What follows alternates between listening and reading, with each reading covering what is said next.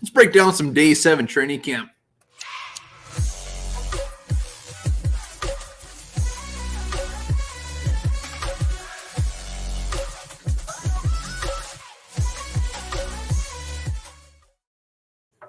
All right, welcome back to the Onebar and Lupagus show. I'm Onebar with Lupagus, and as you can see in this beautiful view, we are on location. We are at training camp. We got to soak this in firsthand. And Onebar is sitting on my lap, and it feels amazing. Yeah, I guess it looks like that. I'm not securely on your lap, but some news and nuggets from day 7, and nothing better than seeing this firsthand. Before you do that, remember, subscribe to the channel. Let's get to 8,000 subscribers. And also, just like Lupagus has in his hand, be sure to get a Lift Bridge Brew, where Lupagus will be visiting himself tomorrow. Hit up that brewery. It is a wonderful, wonderful spot.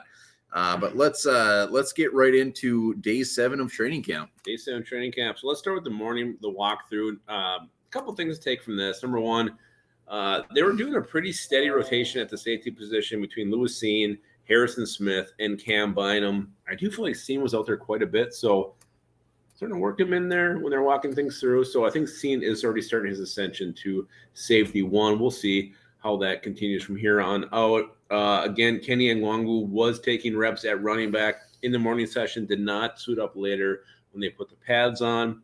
And I was surprised when the amount of CJ Ham was involved in the first team offense, playing fullback. So I do think there's a role for him in this offense. Maybe. I think they're adjusting to the best players on this team, which is great. I don't think Megzer did that very often. They're adjusting to CJ Ham? No.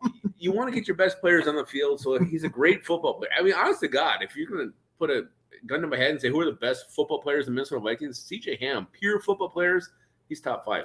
Wow, top 5. Pure football player. What he does, block. He can be an emergency running back, special teamer.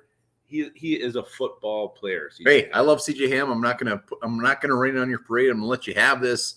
So other things. I mean, like I said, Nwangu was out, but there were some definitely players that were in. Mm-hmm. Dalvin Cook was back. Madison was back, which was great to see. I mean, they both had some hand issues, just like Lupagus on a Saturday morning. Very cramped hand. So it was great to see them back. And Dalvin Cook, let's just talk about him quick. I mean, it's Dalvin Cook. He's one of the best in the league, but I mean, watching him just, I mean, they're not doing full contact, but holy shit. If I had to guess, I'm going to say he's going to rush for about 14,000 yards this year. I don't know if it makes sense to be smooth and explosive at the same time. That is what Dalvin Cook is. He just glides through the hole, turns on the jets. He's gone. You can't touch him. So very, very impressive. And you said it right. I mean, it's hard to tell when they're not tackling. But man, the cuts he makes, he just glides on that turf. Glide, just a reminder, Lupagus thinks that CJ Ham is a top 5 Viking. Zach Davidson had top 5 football player, pure football player, pure. Same thing.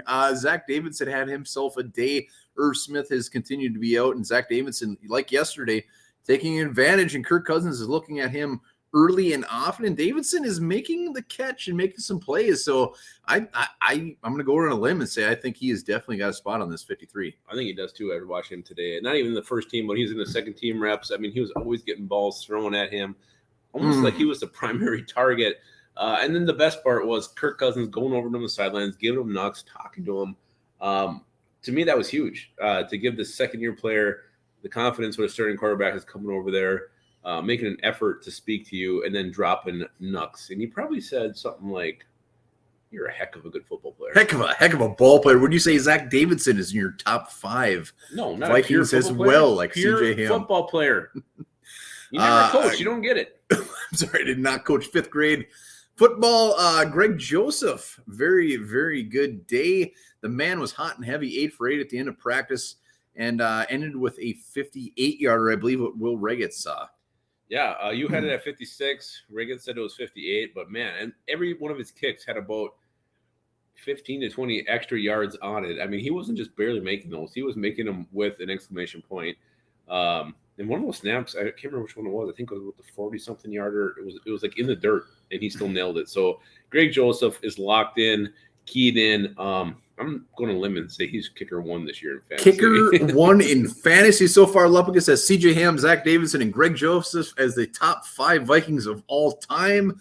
Patrick Peterson as well had a very good day. KJ Osborne continuing to show up. Any other nuggets? I want to talk with Justin Jefferson because he is clearly, without doubt, Kirk Cousins' number one go-to target. Every time I was watching Kirk Cousins drop back, he would throw it to Justin Jefferson. I mean, it was not every time, but 80% were going to him. So I expect a heavy, heavy dose of targets to go to Justin Jefferson. And he came down with them just about every single time. So, Jefferson, Cousins, those two are going to be attached at the hip this year. At the hip and at the nip. Also, to end practice, they put 45 seconds on the clock. They did I think they started at about the 50. Kirk Cousins' first-team offense is altered. They brought them down, and Greg Joseph did end up getting that game-tying field goal pressure situation, so that was good to see. But other than that, I think that pretty much sums it up. No, we got to talk about Kellen Mond. We have to talk about Kellen All right, Mond. we got to talk about the negative. Kellen Mond, let's do it. He looks like shit. We mentioned it in our little short we did, and I know it's blowing up on YouTube right now, but, he had four fumbled snaps when he was under center. I believe it was 4. I didn't see that many. It was bad. I believe you, though. No, my son was not drinking, and he said it was 4. So I believe it was 4 fumbled snaps. He did have some good throws. I think he maybe had 2 interceptions on the day. But here's the thing that really gets me with Kellen Mond. This dude's struggling, and there's really no one around him consoling him. You see Kirk Cousins talking to Sean Mannion. He's over there giving Zach Davidson nuts. But when Kellen Mond's struggling, Kirk Cousins isn't over there rubbing his back. No one gives a shit about Kellen Mond's bad day. And to me, that's not a great sign. That's just, I don't know. I feel bad for the guy, but I'm also very concerned because I wanted him to win this job. And here's the other thing. You pointed this out during practice, Onebar, was that he takes off so quick in 11-11 drills. If he doesn't see the first, second option, he's running. And not great to do that, but I do think that gives him something that Sean Mannion can't do. And in a game situation, you do that. It's going to extend drives. It's going to extend plays. So he can bring that to the table, but really quarterback mechanics, seeing the field, not great for Kellen Mond.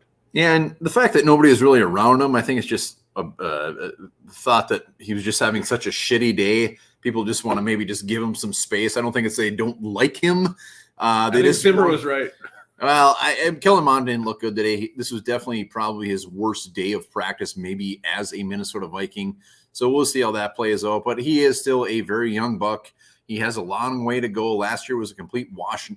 His coach didn't even like him. So I'm giving him some leeway here as far as what happens. And really next year will be the year that we want to see some progression. Sean Mannion, we'll see what happens. But Kellen Mond, very, very gross day. And I'm sure still Lupagus has him as his top 5 Viking. Well, let's not act like Sean Mannion was great either. I mean, Sean Mannion threw a lot of balls low. It's because he's bad. He's not very good. He wasn't much better. They both had good plays. They both had bad plays. So it wasn't like Sean Mannion was better. Yes, but Kellen Mond clearly had a very, very rough day. But other than that, a lot of just everybody was very solid today. So it was good to see. And I think that's pretty much a wrap. One more last nugget I do want to talk about. Garrett Bradbury was knocked on his ass today. Not that we saw. We didn't see every play. I'm sure he was knocked on his ass at some point. We just didn't see it. But Chris Reed still pulling for him to get that number 1 job. Let's go. Hell yeah. All right, so head over to Lift Bridge Brewery if you're in the area. If not, head to your local liquor store. You will find the delicious beers in the freezer. Cold section, fridge. Freezer? They should not be in the freezer. They should be in a refrigerator. What the hell you call that when you open the door? They'll be refrigerator. There in the refrigerator. Cooler. And also remember this. The average fart travels at a speed of 7 miles per hour.